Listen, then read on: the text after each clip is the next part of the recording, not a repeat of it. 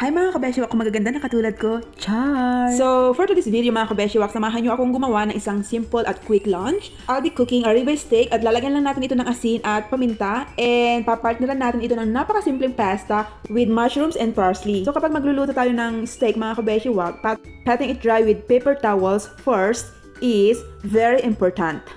Bakit? Kasi para magkaroon tayo ng better browning or nice crust, ganun. And it helps seasoning stick, cooks more evenly, ganun. So, lalagyan lang natin ito ng asin tapos paminta.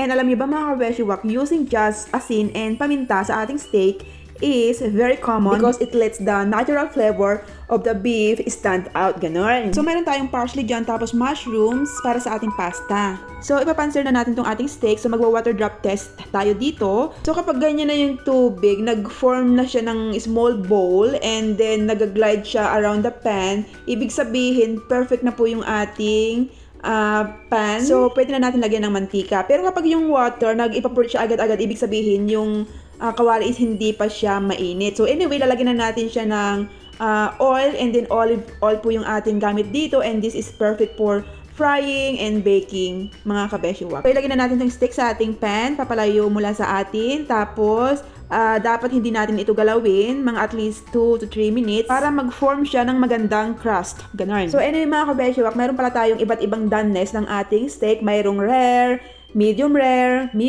medium well, and well done. So kapag sinabi nating rare yung ating doneness ng steak, yung kanyang inside color is cool red center, tapos yung internal temperature is nasa 120 to 125 Fahrenheit. So kapag gusto nyo namang medium rare, yung inside color noon is warm red center, tapos yung internal temperature is nasa 130 to 135 Fahrenheit.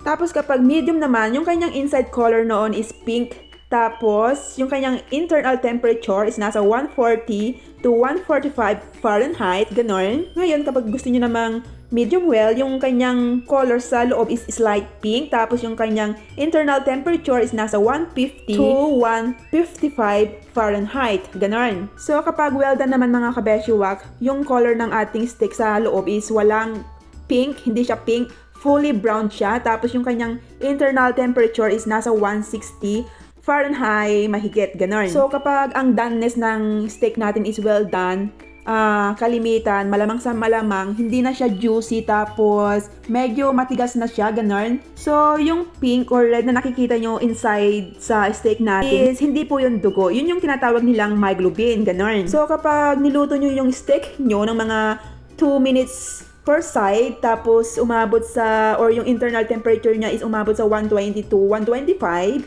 is safe na po siyang kainin mga kabeshiwak, ganon.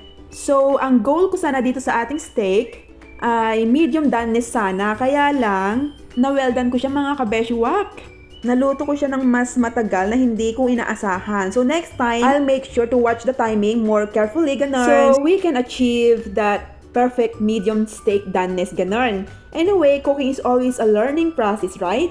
So, ito na yung ating simple lunch today. I hope nagustuhan nyo or nag-enjoy kayo sa ating steak journey. So, kain na tayo mga kabeshiwak.